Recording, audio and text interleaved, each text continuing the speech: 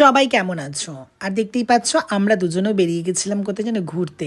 আমার খুব একটা ভালো লাগছিল না, কারণ হচ্ছে আমার বৃহস্পতিবার ছিল আর স্যালন অফ ছিল। আর আমি বললাম চল একটু ঘুরে আসি, ও বলে তাহলে ত্রিবেণীতেই চলে আয়। তো ত্রিবেণীতে গিয়ে দেখো একটা দোকানে গেলাম। তো দোকানে গিয়ে না আমার না বেসিক্যালি ট্রাউজার নেওয়ার খুব দরকার ছিল। তো ও বললো ঠিক আছে চল নে পছন্দ মতন। তো আমি দুটো ট্রাউজার নিয়ে নিলাম, ও একটা ট্রাউজার নিল। তো আমরা দুজনে কিনে নিলাম, আমাদের শপিং কমপ্লিট। তারপরে দেখো মা শীতলার মন্দির, ওখানে গোপু সোনা, আর এই দেখো মা বগলামুখী। আমরা চলে গেছিলাম ত্রিবেণীতে ছোটুদার বাড়িতে।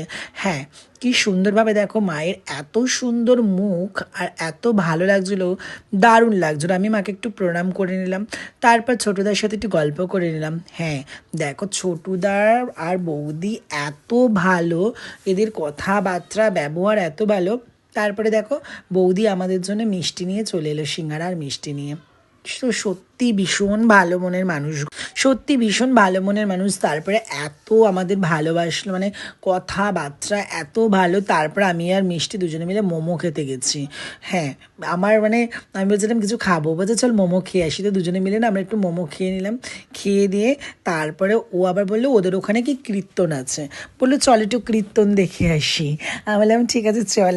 তো ওদের ওখানে হরিসভায় কীর্তন হচ্ছিলো, আমাকে গেছিলাম। তো দেখো ওখানে কীর্তনে সবাই গান করছে। তারপরে দেখো রাধাকৃষ্ণেরও একটা ভিডিও করে নিলাম ছোট্ট করে, যে তোমাদের সাথে একটু শেয়ার করবো বলে। তো হ্যাঁ, দেখো কি সুন্দর লাগছে না রাধাকৃষ্ণ। তারপর আমি একটু না ওদেরকে আবার একটু চাঁদা বললো, তো চাঁদা দিয়ে আমি একটা আবার ভোগের কুপন কাটলাম। তো ভোগের কুপন নিয়ে নিলাম। তো তারপর ফাইনালি অনেকটাই লেট হয়ে গেল, আমি চললাম বাড়ি। তো হ্যাঁ, তারপরে স্টেশনে আসলাম, দেখো ট্রেন ঢুকে গেছে। আর তারপরে আমি মিষ্টিকে টাটা করে বাড়ি চলে গেলাম। থ্যাংক ইউ সো মাচ আমার ভিডিওগুলো দেখার জন্য। আর সবাই আমার পাশে দেখো, ভালোবাসা দিয়ে টাটা।